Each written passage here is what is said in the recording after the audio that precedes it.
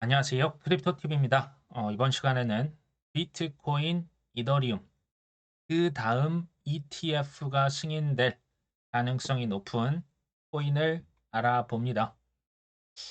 근데요, 그 전에 재밌는 뉴스가 하나가 있어서 제가 가져와 봤습니다. 4월 17일자입니다. 그 코어, 비트코인 코어죠. 비수탁형 비트코인 스테이킹을 출시한다. 그리고 벨러라고 하는 기업과 함께 비트코인 ETP를 출시할 것이다.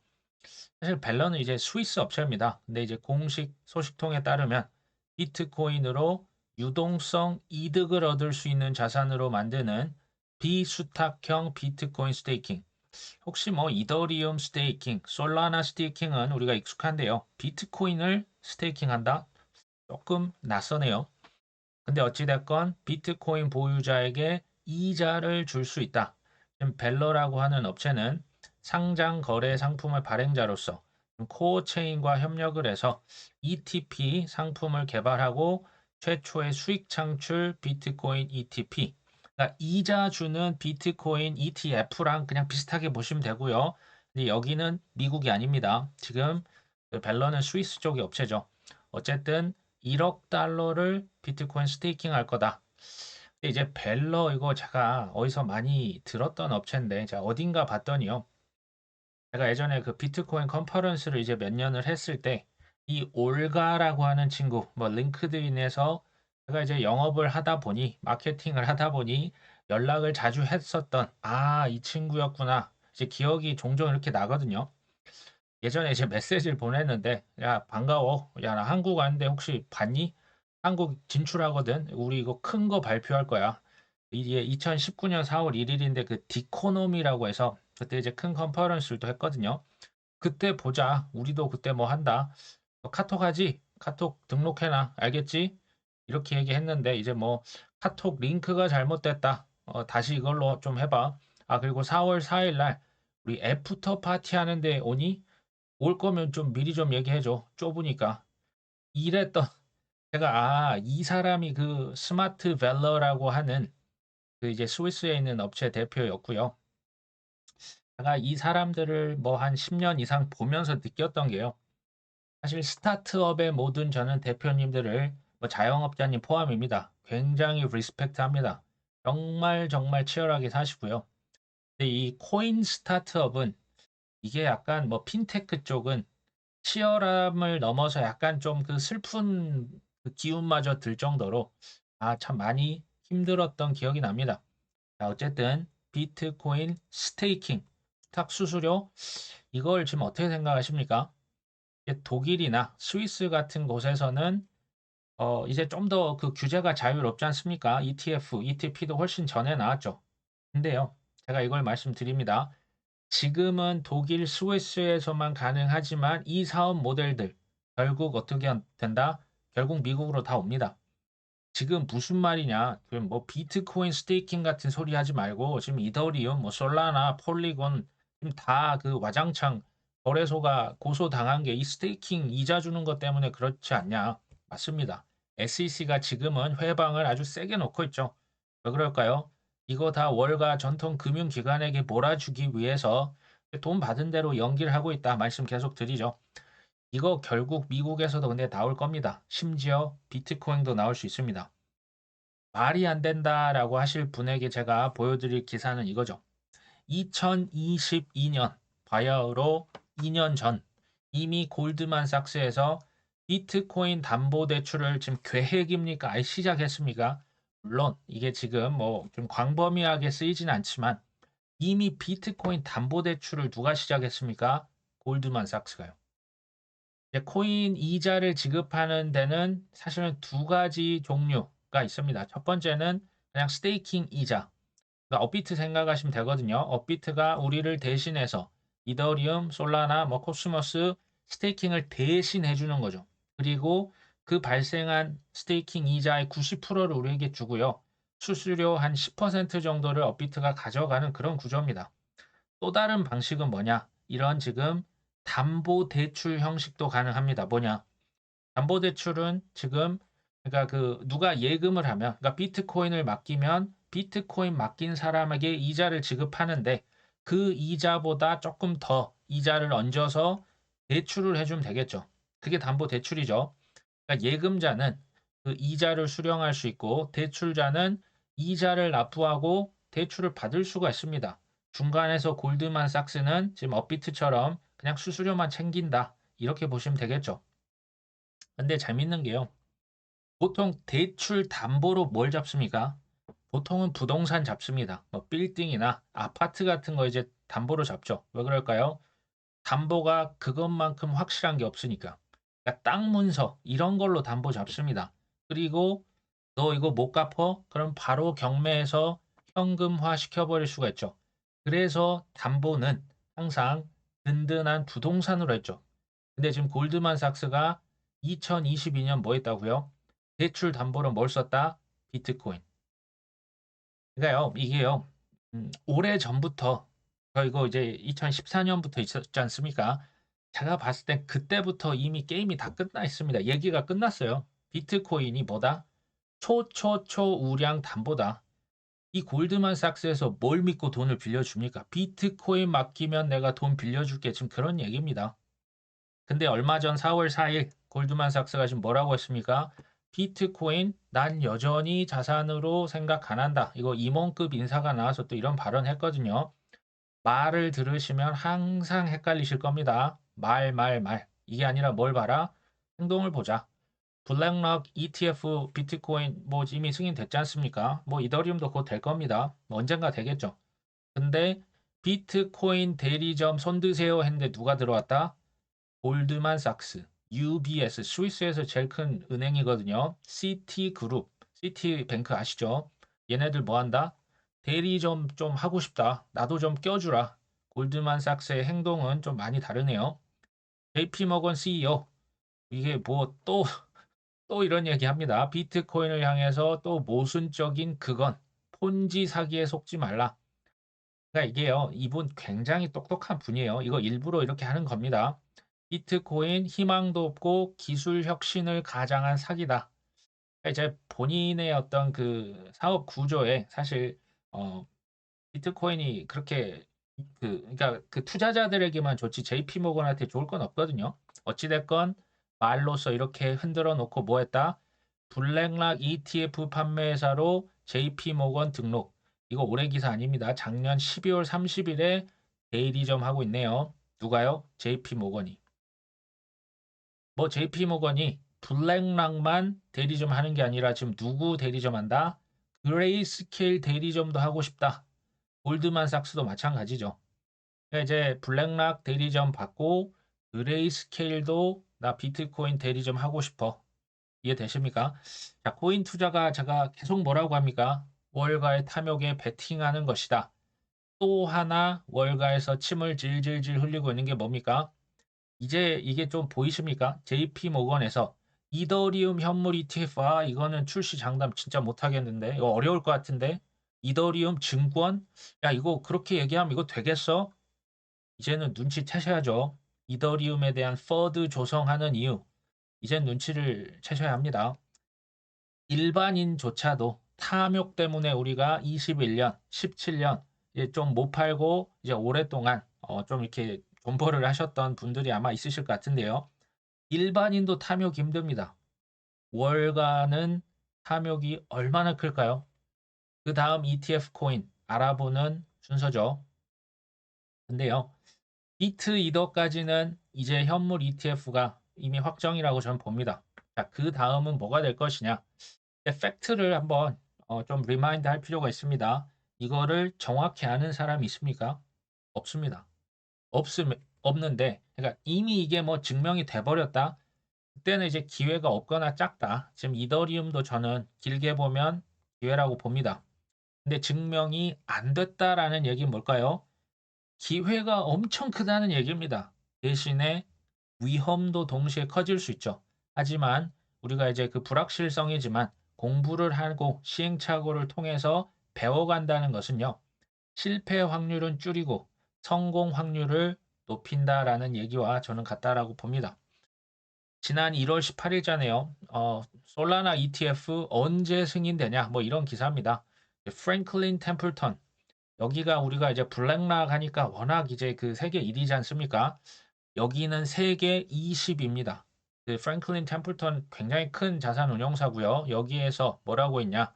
이 오른쪽에 있는 분이 그 이제 임원급 인사입니다.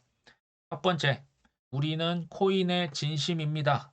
두 번째, ETF 이더리움 신청할 거예요. 세 번째, 솔라나 너무 좋아요. 이 얘기입니다. 제가 이거 요약을 한 겁니다. 이제 그 프랭클린 템플턴에서 직접 운영하는 그 트위터 계정이 있습니다. 여기에서 이게 이제 지난 1월 18일에 뭐라고 했냐? 솔라나에 대한 생각을 밝혔습니다. 첫 번째, 야나톨리 이 CEO죠. 솔라나 CEO 비전 너무 훌륭하다. 두 번째, 활용 사례가 너무너무 많다. 디핀에도 쓰이고 디파이에도 쓰이고 밈코인에도 쓰이고 NFT에도 쓰이고 마지막에 지금 파이어 댄서라고 이렇게 언급을 했죠. 매우 고성능이다. 파이어 댄서는요. 제가 이거를 조금 업데이트한 제 의견을 좀 말씀드려 볼게요. 파이어 댄스는 기본적으로 TPS 1년에 그러니까 1초에 몇 건이나 거래를 처리할 수 있어. 현재 솔라나가 평균 뭐 2,000회, 3,000회, 뭐 많으면 5,000회 가거든요. 사실 굉장히 빠른 겁니다. 뭐 이더리움 대비하면 뭐 100배 이상 빠른 건데요. 그럼에도 100만 TPS를 달성할 수 있다. 엄청 빠른 거죠. 이건 말도 안 되게 빠른 겁니다. 그리고 여기에 검증자 하나를 더 추가하겠다. 가끔 이렇게 셧다운이 되다 보니 밸리데이터라고 하죠. 이 검증자를 하나 더 추가해주면 보안성이 더 이게 올라갈 수가 있습니다. 그 검증자가 누굴까요? 이 친구들이 바로 이제 점프 트레이딩이라고 하는 수십 년간 그 월가에서 그 거래소의 그 유동성을 담당했던 친구들입니다. 거기에서 점프 크립토라고 하는 자회사를 만들었습니다. 그냥 쉽게 말하면 초단타 거래소입니다. 4848을 뭐 이제 선물 옵션부터 해가지고요. 엄청나게 빠르게 하는데 이제 쓰이는 게 점프 크립토죠. 얘네들이 솔라나 파이어 댄서 검증자로 지금 들어온 겁니다. 그러니까 초단타를 하려면요. 사실 거래 속도가 엄청나게 빨라져야만 합니다. 그러니까 이제 파이어 댄서를 하는 이유가 뭐다? 코인 거래를 매우 빠르게 할 것이다. 근데 이제 이것만 보면요. 이제 조금 절반을 놓친 겁니다. 뭐가 있냐? 얘네들의 비전은 이거예요. 솔라나의 파이어 댄서 검증자로 사실 투자를 크게 하고 있는 거거든요. 코인 외에 코인도 하지만 전 세계에 있는 모든 상품, 모든 증권, 모든 현물, 파생 상품 이것을 다 뭐 하겠다? 지금 솔라나 위에 가져올 거라는 포부입니다. 이게 바로 점프가 꿈꾸는 미래입니다. 그래서 테스트넷을 하고 있어요. 이거 전 세계 모든 상품을 솔라나 위에 하려면요. 이게 사실 보통 일이 아니거든요. 100만 TPS라고 하는 건요. 진짜 빛처럼 빠른 속도입니다. 이게 지금 현재 뭐 이게 뭐 2,000에서 3,000, 뭐 빠르면 5,000인데 100만까지 가려면 현재 대비 한 500배 이상 더 빨라져야 된다는 얘기입니다. 지금은 이게 테스트넷입니다. 이게 뭐 올해 3분기 정도 아마 메인넷에 실제 파이어댄서가 적용이 될 것으로 예상을 합니다. 그러니까 이제 솔라나가 시가총액이나 성능이나 인지도나 커뮤니티나 개발 뭐 이렇게 개발자의 어떤 활동이나 활용도나 또 심지어 2022년 최악의 하락장, 최악의 셧다운, 욕이란 욕을 그렇게 먹고 불사조처럼 살아났죠. 저는 다음 ETF 매우 높다. 솔라나의 가능성 아주 높게 저는 보고 있습니다. 다른 것들은 또 뭐가 있을까요? 그레이스케일에서 라지캡 펀드라고 있습니다. 그러니까 이제 라지캡은 그러니까 시가총액 높은 것들만 이제 따로 모아서 만든 코인 펀드라고 보시면 되겠죠. 첫 번째 비트코인 당연히 들어가겠죠. 72.6%. 두 번째 이더리움 21.4%. 이 비중도 중요합니다. 세 번째 여기도 솔라나가 들어갑니다. 3.6%. 그러니까 우리가 볼 땐 솔라나가 엄청 우량인데요. 기관 투자자, 뭐 연금 펀드, 국부 펀드에서 봤을 때 솔라나는 잡코인일 수 있습니다. 이더리움도 잡코인일 수 있습니다. 이걸 우리가 기관 입장에서 볼 필요가 있다. 네 번째, 조금 의외죠. XRP가 1.6%가 들어갔고요. 다섯 번째가 이게 원래 카르다노가 있었는데 카르다노를 제치고 지금 아발란체가 여기에 들어왔습니다. 어찌됐건 순서는 뭐 제가 뭐 비트 이더 다음에는 뭐 솔라나가 먼저냐, 뭐 XRP가 먼저냐, 아발란체 그건 제가 모르겠습니다. 근데 결국에는 얘네들 ETF 될 가능성 저는 높게 보고 있습니다. 스마트 컨트랙트 펀드도 있습니다. 이게 그레이스케일 상품인데요. 이더리움은 제외입니다. 이더리움 워낙 크니까 별도로 뺀 거죠. 보시면 솔라나, 카르다노, 폴리곤, 폴카닷, 아발란체, 코스모스까지 해서 스마트 컨트랙트 펀드로 들어갑니다. 대개는 시가총액 그 순서로 그 이제 그 담고 있거든요. 근데 이게 이제 그 업데이트가 이제 작년 그 3분기다 보니 지금 현재 최신 버전 스마트 계약 펀드는 솔라나 57%가 넘게 들어갔죠. 그 다음 카르다노, 아발란체, 폴카닷, 폴리곤 지금 이렇게 5개가 들어가 있습니다.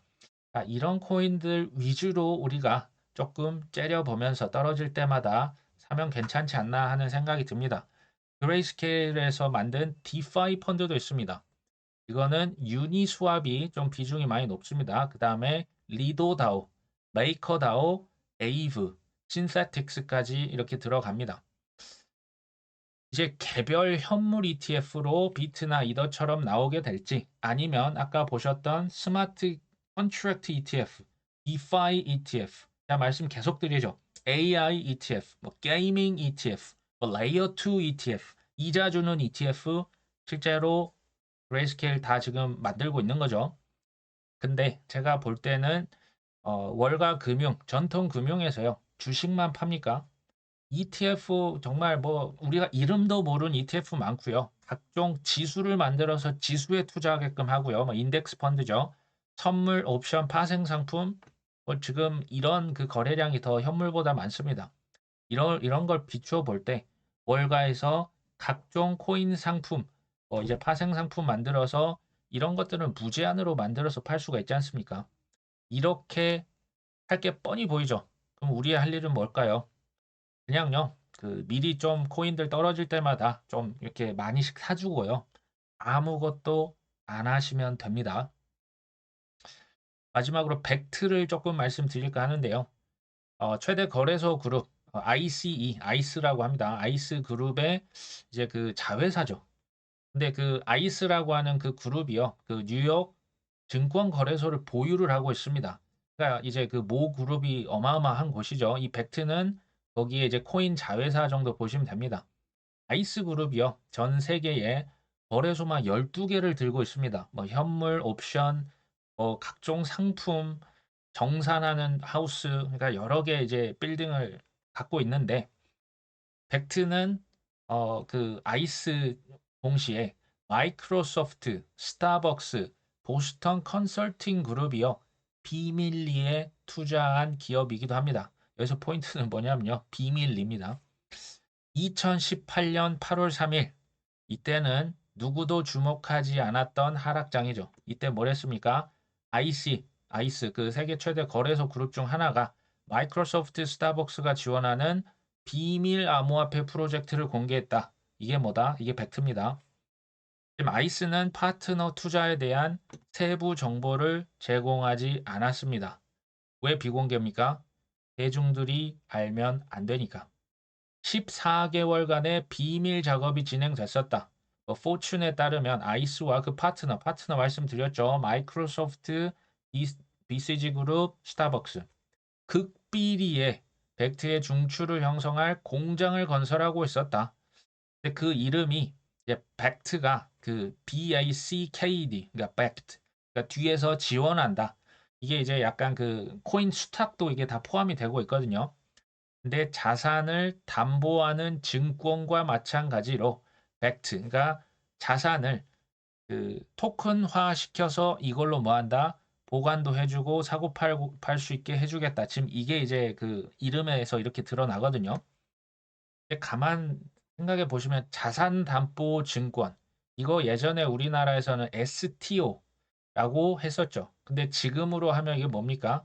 실물 자산을 뭘로 한다? 토큰화로 한다. 증권을 뭘로 만든다? 토큰으로 만든다. RWA죠. 자산 토큰화입니다. 아주 오래 전부터 그것도 사람들이 주목도 하지 않은 하락장에 지금 뭐 하고 있었습니까? 극비리의 자산 토큰화를 준비하고 있었네요. 크립토 플랫폼 벡트에서 이거 이제 뭐 카르다노, 폴리건, 솔라나 이런 거 계속 상패를 시켰었죠. 이거 상패를 엄청 많이 시켰습니다. 이유는 뭡니까? SEC가요. 그 뭐 여기 이제 그 거래소들 작년 6월 달에 뭐 코인베이스 저기 뭐야 바이낸스 다 이렇게 크라켄까지 고소장 날릴 때 그거 너희들 그 상장만 시켜봐. 그러니까 서슬퍼렇게 규제를 솔직히 하니까 이제 고소장 날리고 하니 이 우량 코인들을 다 상폐시켰습니다. 벡트 얘기하는 겁니다. 그러니까 벡트가 좀 한동안 작년 잠잠하다가 작년 11월 16일자 코인 수탁 짠 하고 다시 재오픈을 했습니다. 근데 이게 또 웬걸입니까? 이제 얼마 전 3월 14일에 이 지금 벡트가 거래소이자 수탁하는 기관인 이 벡트가 상장 폐지 위기에 처했다. 지금 이런 기사가 혹시 기억나십니까? 뉴욕 증권거래소에서 자기 모 회사거든요. 벡트 주가가 지금 1달러 안 되면 너 상장 폐지시킬 수 있어. 근데 이제 2018년 누가 세웠습니까? 자기가 세웠죠. IC 그 거래소 그룹에서 코인 거래소 벡트 만들었는데 지금 뭐 이제 손실을 보고 있다. 8분기 연속 순손실을 보고 있고 좀 상황이 어려운데 이해가 되십니까? 세계 최대 거래소 그룹에서 코인 자회사를 만들었습니다. 근데 자기 자회사를 상폐시킨다? SEC가 코인을 불법이다, 사기다 하는 것과 그냥 똑같이 보시면 됩니다. 뭡니까? 그냥 퍼드입니다. 이런 거에 속지 않으시면 좋겠고요. 벡트가 지원하는 8개 코인 아마 보신 적 있으실 겁니다. 비트코인, 이더리움, 비트코인 캐시. 저는 이거 사람들이 주목을 잘 안 할 수 있는데요. 중요합니다. 이더리움 클래식. 이더리움은 또 모르겠지만 이더리움 클래식 완전 찬밥 신세죠. 아닙니다. 제가 여기 지금 8개는요. 이미 그들의 선택을 받았습니다. 이더리움 클래식도 저는 언젠가 ETF가 될 가능성 매우 높다고 보고요. 심지어 도지코인, 라이트코인, USDC, 시바이누까지 들어갑니다. 그러니까 도지코인과 시바이누가 이제는 멍멍이 코인으로 보시면 안 된다. 제가 계속 말씀을 드리고 있죠. 그러니까 이제 시차를 두고 뭐가 먼저 될지 모르겠습니다. 그리고 개별 ETF가 다 될지 아까 보신 것처럼 묶어서 팔지 그건 제가 모릅니다. 근데 어디에 상장이 될까요? 한번 가만히 생각해 보시면 지금 비트코인 ETF가 뉴욕 증권거래소 혹은 나스닥 혹은 CBOE 이런 데 지금 상장이 이미 돼 있지 않습니까? 근데 뉴욕 증권거래소가 누구 소유다? 아이스 소유죠. 아이스 밑에 뭐가 있다? 벡트가 있죠. 그럼 벡트에서 지원하는 코인 ETF 만들면 어디에 상장이 될까요? 뉴욕 증권거래소에 상장이 되겠죠. 단 이게 뭐 아직 증명해봐. 너 확실해? 100% 맞아? 100%가 어디 있습니까? 언제 뭐가 될지 모릅니다. 예, 근데 이제 저는 이제 가능성을 말씀드리는 거고요. 어차피 저 코인들 뭐 다 살 수도 없습니다. 그러니까 공부를 한번 해 보시고요. 그 확신이 좀 오는 것들 위주로 몇 개 딱 골라서 하락시 그냥 좀 쭉쭉 사 놓으셨다가 태풍이 날아오면 돼지도 하늘을 날 수 있는 때가 오거든요. 그때 뭐 한다? 그냥 팔면 됩니다. 아직은 그 날이 오려면 좀 시간이 필요할 것 같거든요. 어떻게 보면 투자가 참 어렵고 힘들지만 또 어떻게 생각해 보면 그냥 참 쉽고 재밌다라는 생각도 듭니다. 자, 오늘 방송 여기까지 합니다. 끝까지 시청해 주셔서 감사합니다.